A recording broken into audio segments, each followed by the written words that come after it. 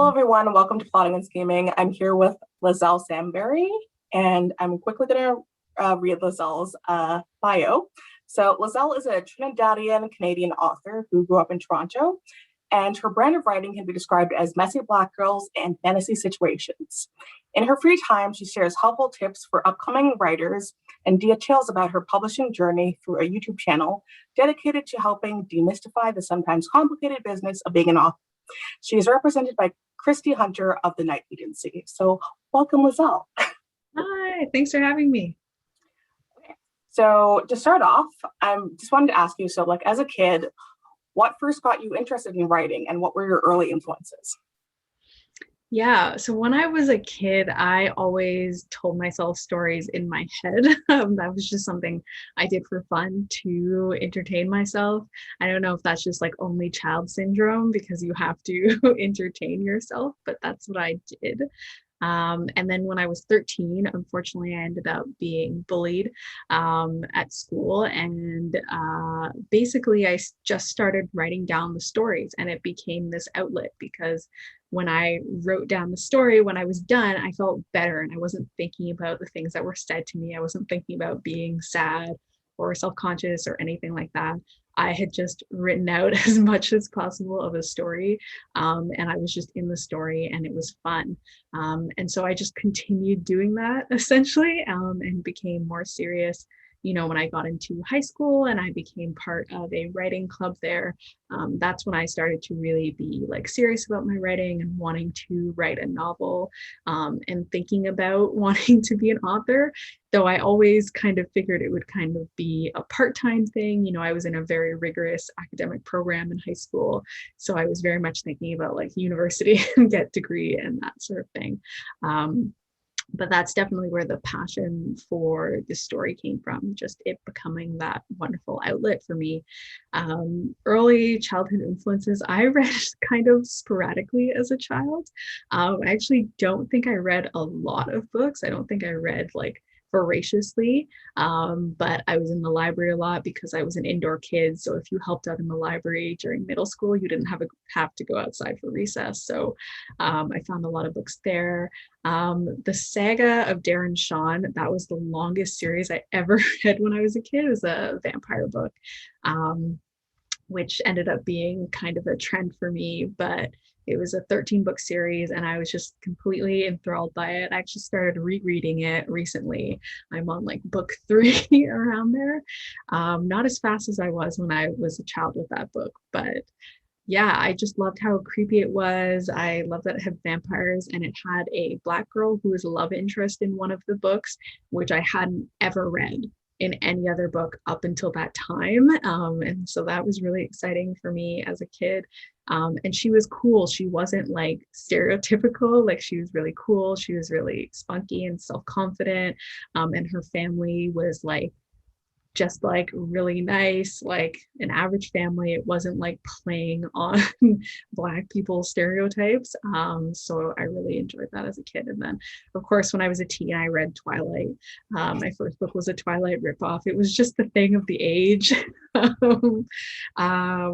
Yeah, so those like vampire books was a lot of what I read as a kid, which is funny because I have no desire to write vampire books myself, but I really enjoyed them when I was growing up.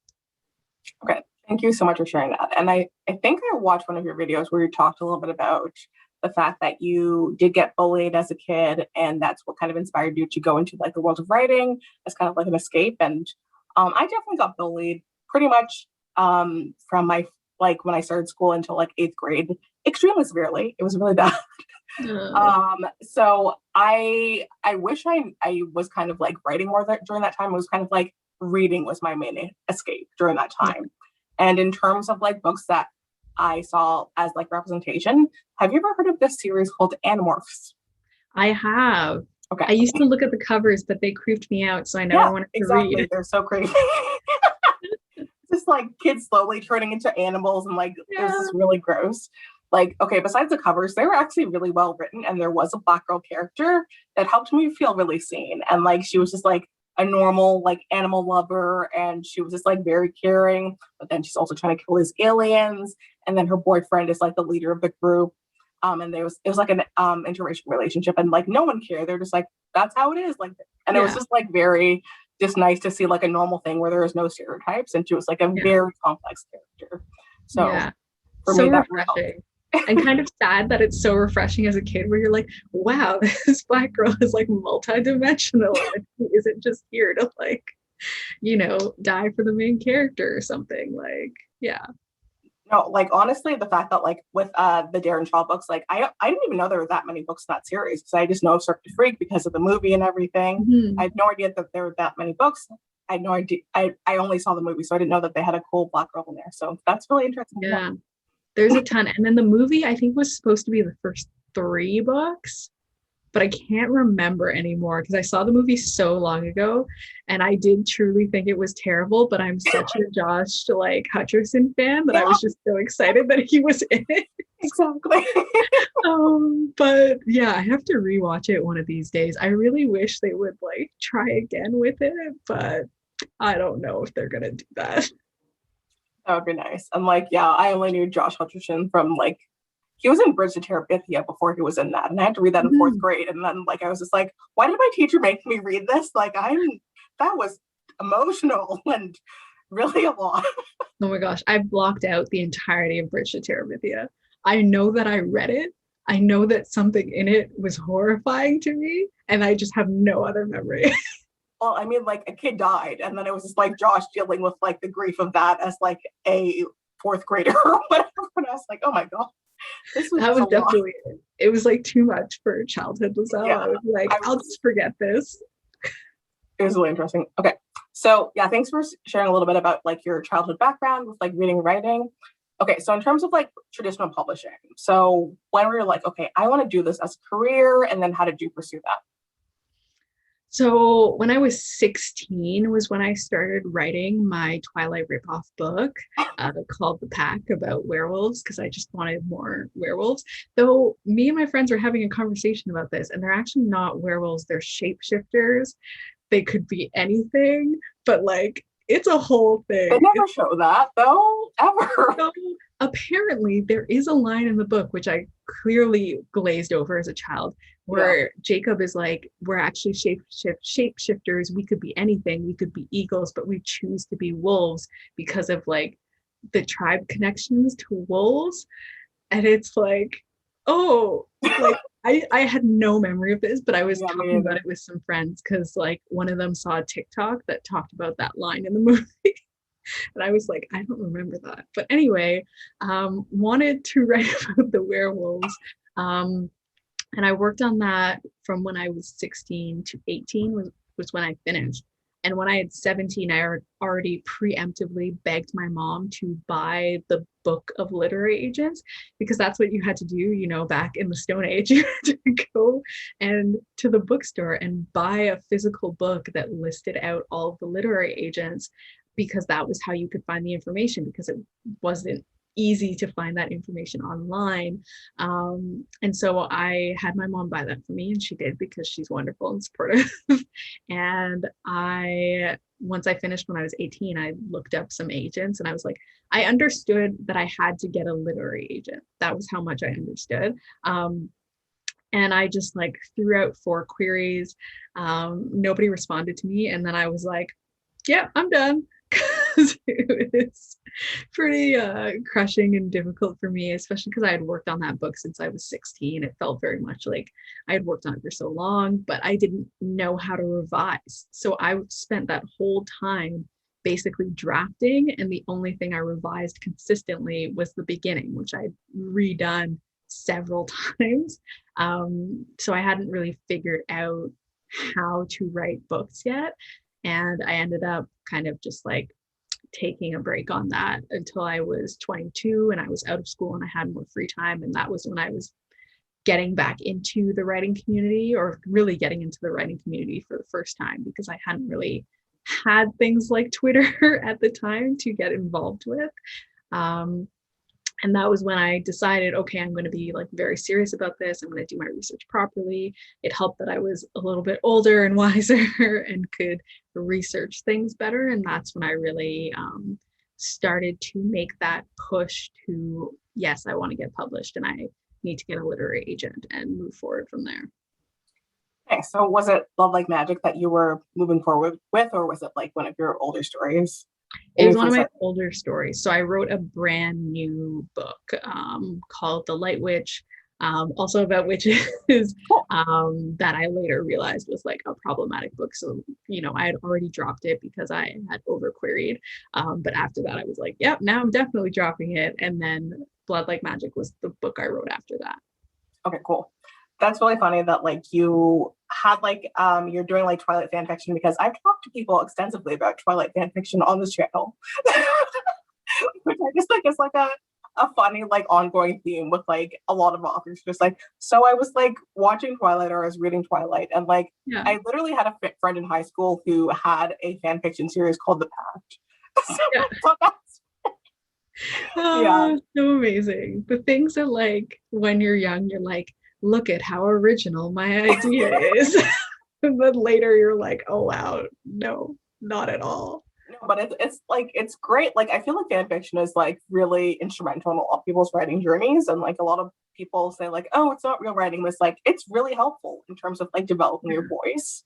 And So some that's people why. write like I never wrote fan fiction because I was lazy, but I read a ton of fan fiction and like people did amazing stories. Like there are stories I read that like to me were of an equivalent quality to published books. Yeah.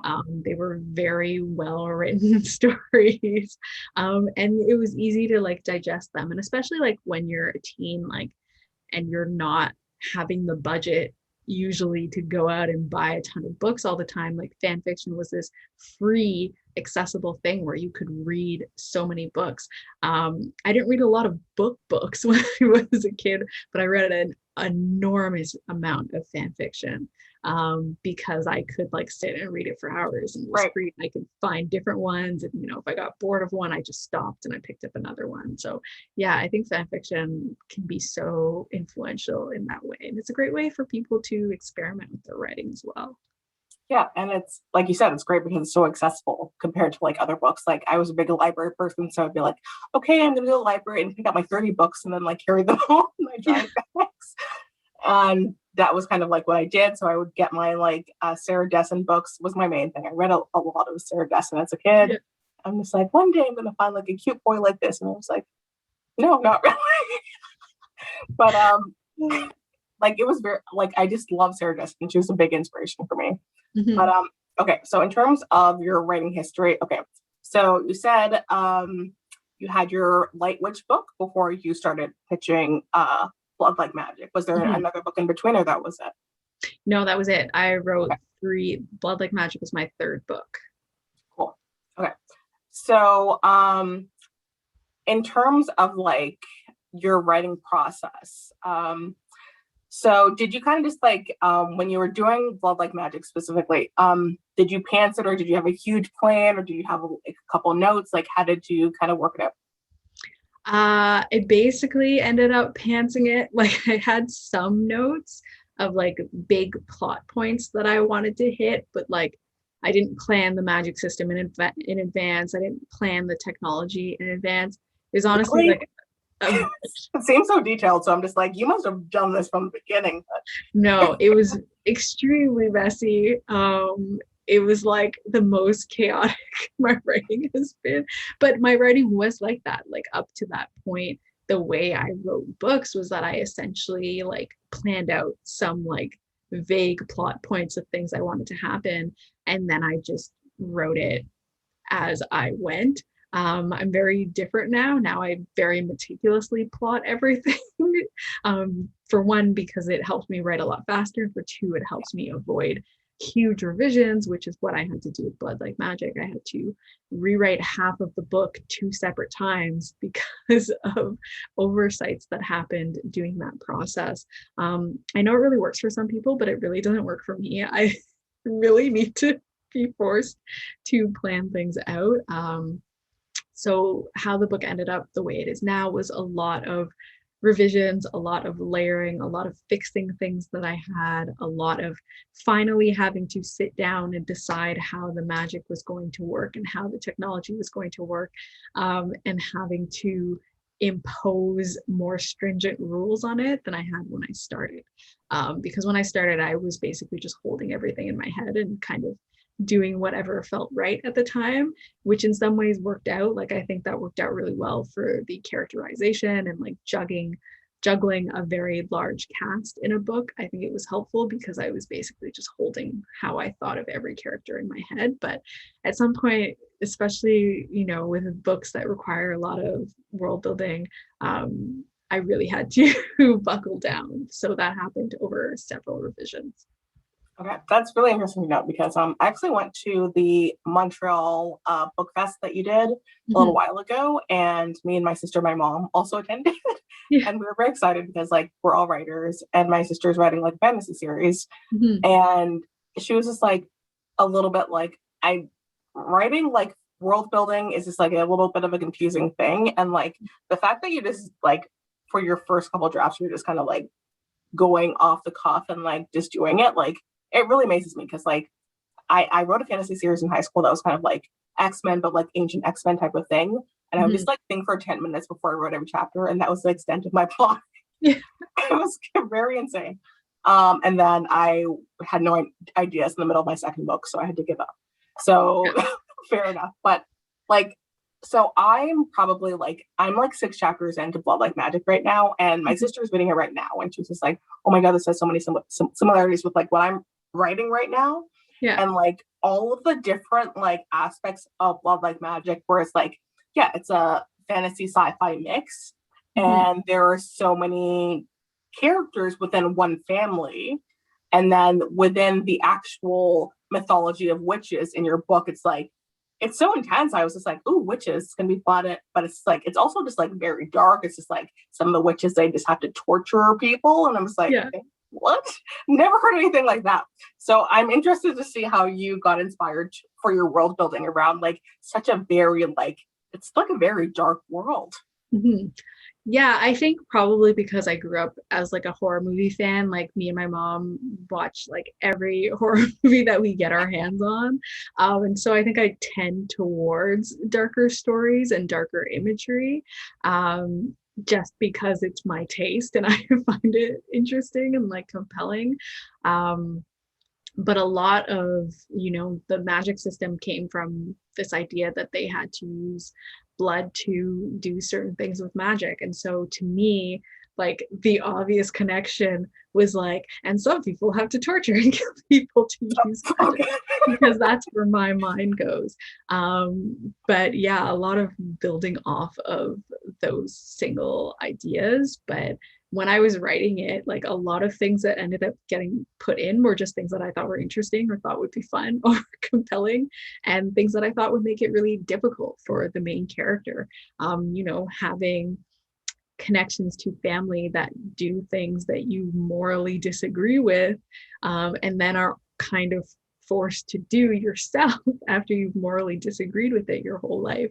To me, that's really difficult. That creates a lot of gray morality, which I really like. And so that's kind of where those sorts of things come together for me in the book. Though I did try and balance it with some lighter moments, so it's not like all like dark blood and torture. Right. Um, there's a lot of levity in there as well, but yeah, that's essentially where that comes from. It's just kind of my taste. Okay, one last question about that because like I feel like as a kid, like the main witch influence you get is from the Wizard of Oz. Like there's a good witch and the bad witch, and like there's that whole question of like, are you a good witch or you're a bad witch? And like that whole dichotomy.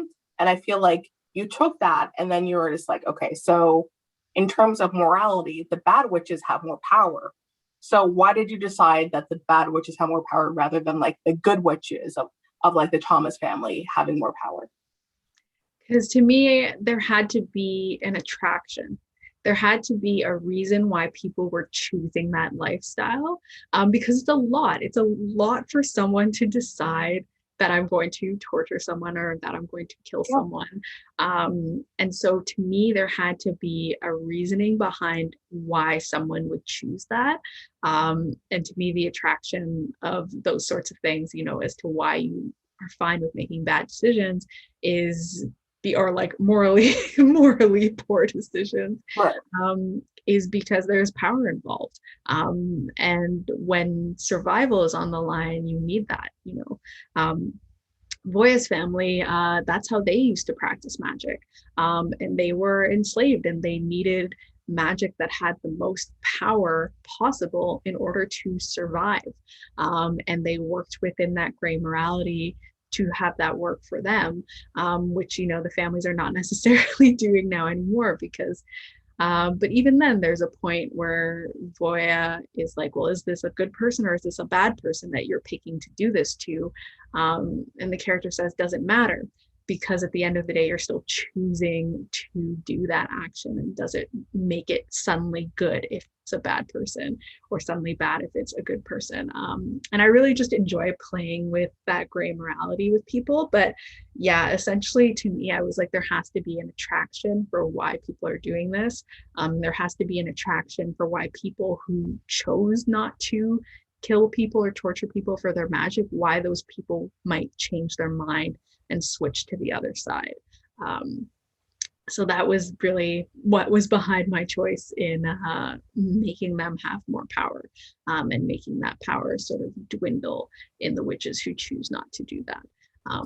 Though there's also additional layers because I'm extra, so but they're spoilery. So if you read the book, No problem. Like that's really interesting to hear. And like I feel like the entire that whole premise of it makes it like such higher stakes that it makes it like people just like really there's like, okay, I need to know what happens now because it's just like the stakes are so high. And then the stakes around Voya becoming a witch as well. We're just like I would just be like, no, I'm gonna run away. Like it's just a lot. Like she already has problems with this decision making, and I was just like, this is not for her. This is too much. It's a lot. I'm very mean to Voya. I'm the most mean to Voya out of any character I've written. But it works because it's just like you have to keep reading. You're just like you have to find out what happens, and like you set up her character so well, where she's just like, I'm not gonna make a decision. Yeah. And then the way that her whole calling came to be and like the whole decision she had to make, it was just like perfect. So I'm so excited to see more of her character development once I finish the book. So I just thought that was incredible. But okay, I did want to talk to you about your agent. So working with Christy. So before you're just like you got the call from Christy, like what was your querying process like, and what advice do you have for people? So my querying process for my third book, because I had over queried the second one, and because I had also queried too early on my first book, I started to understand that my problem was querying too early. And so I made a promise to myself that I was going to edit this book for a year before I let any agent see it in any capacity. I wasn't going to join pitch contests. I wasn't going to do like Twitter pitch things or anything like that. Because I wanted to make sure that I took the time to make it the absolute best it could be. So I did several rounds with beta readers and critique partners. And then finally I did enter a contest. I entered Rev Pit, which is Revision Pit, and I got in and I worked with an editor to get my book up to snuff, to do more edits. You work with? Sion Asherman. Oh, cool. Yeah. And so after that, it basically, I was like a week away from being a year. But Pit Mad was happening on the same day we finished. So then I was kind of like, it's fine. I'll just go ahead and pitch in Pit Mad. And that's when I started querying. And it was like very different results from my other books. I got very quick, positive responses, full requests, things like that. And it was a month and a half into querying when Christy offered. So it was like a significantly faster process, much better results. So I definitely think that ended up working out for me, forcing myself to take the time. And I also think it was, you know, especially as I'm pitching it now, as it is like a full form book, I think it was very helpful to have a good pitch from the beginning. You know, having to kill your first love to save your family's magic is an attractive pitch, apparently. I hoped it would be, but I didn't really know until I was pitching it. So that was really helpful. But yeah, so I got my offer from Christy, and I got one other offer, but talking to Christy, I really felt that she understood the book. I also liked that she had an editorial background. I was familiar with the Night Agency, and that they were a really solid agency. And so all that came together into like being very confident about going with her and signing with her as my agent. That's awesome. And I love that experience that you shared, because I kind of think that shows what a lot of writers might want to know about like querying, in terms of like, make sure you take your time with it. There's no rush to query. You know what I mean? Yeah. Because if you query too early, that can really mess you up a lot. So just making sure that like you have the beta readers, maybe enter some mentorship programs before you even start querying, because I started doing querying and my mentorship programs at the same time. So last year I did Pit Mad and then Pitch Wars right at the same time. Mm-hmm. And I was like, okay, well, I got like a request from some people from Pitch Wars, and then I got some Pit Mad requests as well. So I'm just like, I'm just going to do this at all the same time. Yeah. And I didn't realize that like I guess I wouldn't have known, and there was no way for me to know that like when I got feedback from agents, and I'm lucky that I got feedback from agents pretty early, and they're just like, I want you to change this, I want you to change that, this is the stuff you need to work on. And I was like, okay, let me just do this in the midst of me querying and figuring that all out. And then I did like literally like I rewrote half of my book because of an R&R, right? And then I was like, oh my god, hopefully I get this R&R. There's a couple other R&Rs, they all have the same suggestions, so like maybe one of these people will be okay with it. And then it was this really weird situation where like one of the first queries I did, they were like, oh, I was just having a baby, but I'm back now and I like your book. Yeah. So it was just like, oh, you like that first version that everyone hates. That's fantastic. So that was really helpful. But when I sent my now agent who liked my old version, my R&R, she was like, perfect. And then when I got signed, we basically didn't have to do any revisions. We just did one round, and now we're because I did so much rewriting in the midst of my querying process, where I'm just like, okay, let me kind of like assess what people are saying. I also talked to like a freelance editor as well in the midst of that, and like put all of that together. So it's a very complicated process, but thank you for sharing that. And then like, it's true. And you never know what can happen or how things can be. And exactly. Like, yeah. And Christy, she was really great. Like she actually did request my full, and she was very sweet about it. And thank you for recommending that. Yeah, Christy is great. Okay. So in terms of like, okay, once you got agented, what was your journey like? Like I had a really unusual journey, because I talked to a lot of people, and it was like, I revised with my agent for like a year, 6 months. And like, I did like a month of revisions with my agent, which I was like, that was strange. But I know a lot of people have like a different process. So if you want to share. Yeah, so I was one of the 6 months people. So we revised for 6 months. That was when I rewrote half of the book for the second time.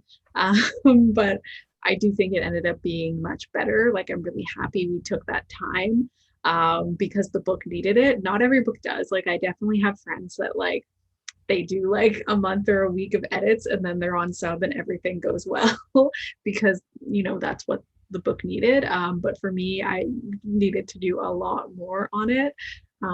So it worked out really well. So yeah, we took those 6 months to edit, and then we went on submission.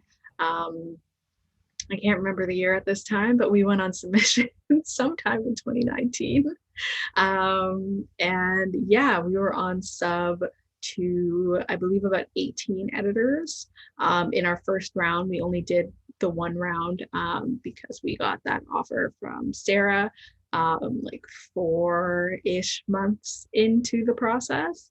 And then we were just like contacting the other editors. And then Sarah was the only offer, which was great because I was really happy with Sarah. I was really excited about, books she had on tap already. And I felt like she was going to be a strong editor. So, and like at the time, Simon Pulse. Simon Pulse is now dissolved, so now I'm with Margaret K. McElderry with the same editor, but Simon Pulse was a dream publisher.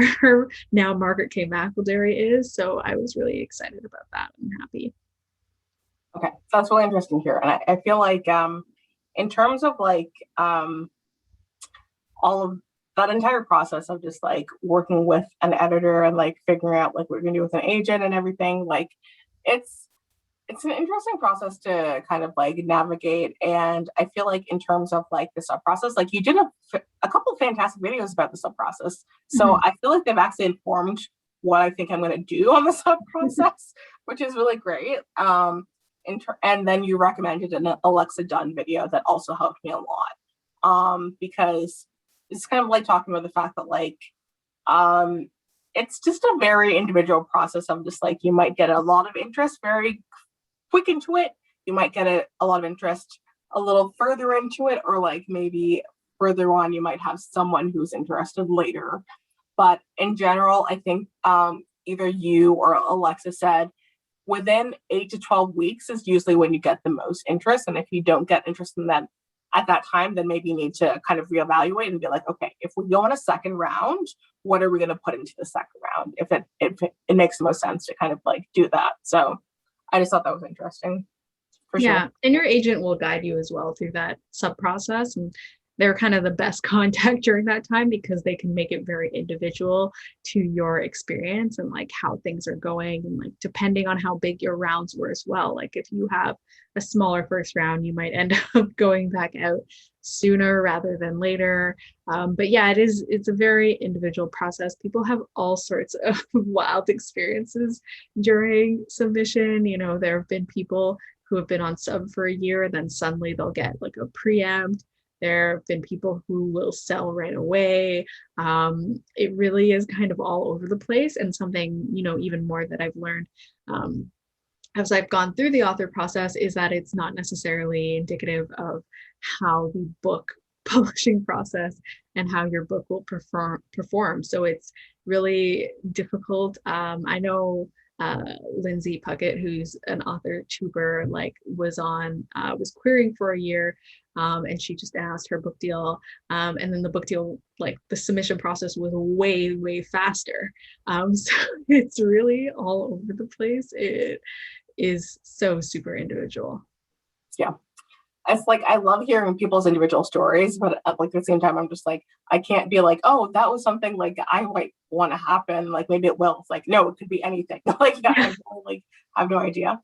But, yeah, and it's hard. And COVID has really like mixed things up too, because it's kind of like pre-COVID people, it's kind of like, I don't know how this will be for you. Technically, things might be very different. So yeah, that too. Awesome. Thanks for sharing that. And then in terms of like, okay, so Blood Like Magic, it's a genre mix. You have sci-fi and then you have fantasy. And then were there any sci-fi, like any mixes like that really inspired you for this? And then were there any witch books? Because like I was kind of like thinking like when I was reading, I'm like, oh, Buffy stuff and like Sabrina, the new incarnation of that. I was like getting inspired by that, but yours was like a lot darker and like a lot grittier. So what kind of stuff inspired you for that? So like for me, you know, before I was like a quite large Harry Potter fan, I very much disagree with J.K. Rowling's stance on trans people, and it's really ruined, kind of full on ruined the series for me. But at the time when I was writing it, you know, that was definitely something I had thought of. And really the big thing for me was I was like, okay, there won't be wands. And that was that went in my head. But otherwise, I was really just trying to present a diverse picture of like what a family of Black witches could be like and what a community of Black witches could be like, and trying to create that because it was something that I hadn't really seen. And like the things that came to mind for me especially was like American Horror Story, Coven, and so many people love the Coven season, but like something that was so frustrating to me about the Coven season was the one Black witch, and Gabrielle Sidibe, I think is how you say her. She is a wonderful like actress, and it was just like it was so frustrating to see how her character was portrayed and treated, and like Yeah. that one Black witch in that coven, as a result from, enslavers mixing and non-consensual things. And it was just like, it felt like all of that got so overwhelmed by the other white witches in the coven. And Right. like Yeah. she just like, all the terrible things happened to her. And then like she was involved in things like her storyline, her like romance was like kind of gross. It's just like I really hated the way that she was portrayed. But I loved so much of the aesthetic of that season. And I'm a big fan of American Horror Story in general. And so it was much more interesting. The other Black witches in that season, Mary DeVoe, I think was her character name, but like, she was doing like voodoo Is that magic. Angela Bassett? Yeah, Angela Okay. Bassett. That character was a lot more compelling, Yeah. but still not the best portrayal. And so I didn't really see portrayals that I particularly liked. I did watch Sabrina the cartoon when I was growing up, but I hadn't really thought of it. And the new Sabrina I hadn't watched either, because I had heard there was some not great representation of Black witches. So I just like skipped it, and I watched like one episode later on and I got bored. So I was really just like kind of working off of pretty much a blank slate when I went in, because none of the representations of Black witches that I had seen anywhere were ones that I liked or thought were good. I hadn't read any of those stories and I hadn't seen any of that in media. But I did know that I didn't want to co-opt something that was already a thing. So I didn't want to do voodoo because I was like, that's a thing. And that has like cultural roots. I was like, I'm not going to get into that. And the same with hoodoo. So I made a choice very early on that I was going to make a completely from scratch magic system, in order to not dig into cultures that I really have no connection with and no understanding of and no background connection to. So that was kind of how I went forward with that. So it's interesting that I kind of knew of places where Black witches were present, or like witches were present, but I was really not wanting to bring them into the story. Even in the case of, Harry Potter, which was something that, was inspiring to me as a child, I didn't want to copy it. And so I was also going into it trying to do something very different from what existed in that book. Yeah, you did an incredible job in terms of just like creating this original high stakes version of witches, and like what we mentioned before around the fact that like they have to do all these violent acts to have more power.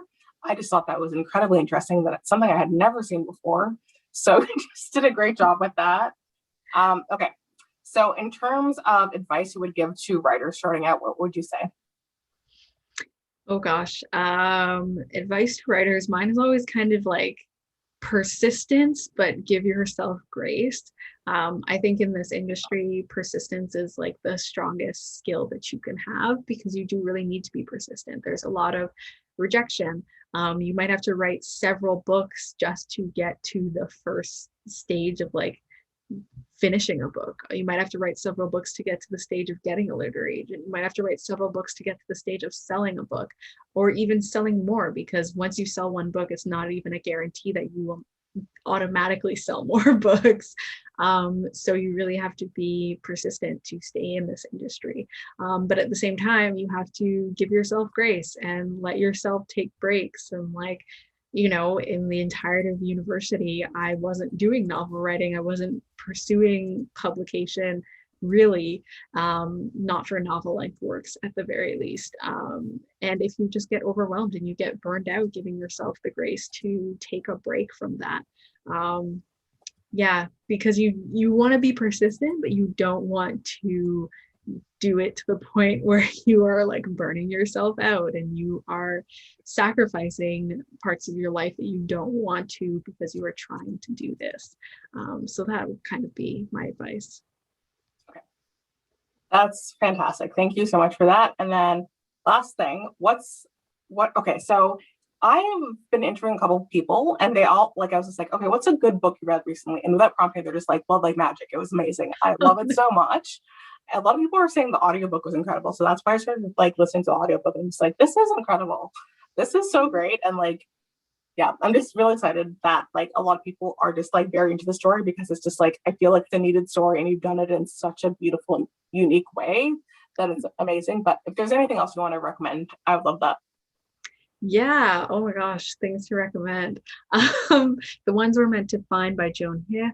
That one's like, if you were a dystopian fan, like in the dystopian craze, like that's the one I would definitely recommend, because it does something so fresh with that genre.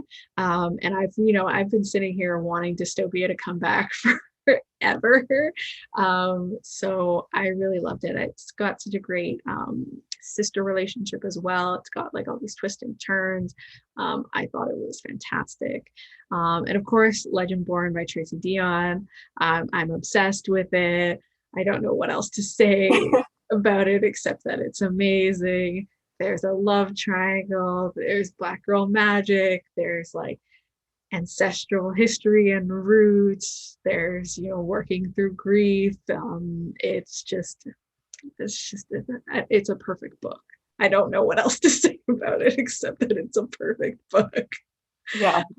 Yeah, highly recommend it. And the sequel coming out in 2022. So I'm so excited for that. Yeah. I'm super excited for both of them, because like Legendborn, I'm have wanted to read for a while. I've had this weird block where I'm not able to read a lot of like fantasy books. Mhm. I've only been reading contemporary books, I guess, in like terms of like helping my own stuff and like Yeah. even in that way. But Legendborn is on my list right after your book. So I'm very excited for that. But Liselle, this has been awesome. Thank you again for meeting with me today. And anyone who has not read Love Like Magic, you need to read it. It's pretty amazing. I will have all the links in the description of this video. So thank you again, everyone. And thank you, Thank Liselle. you.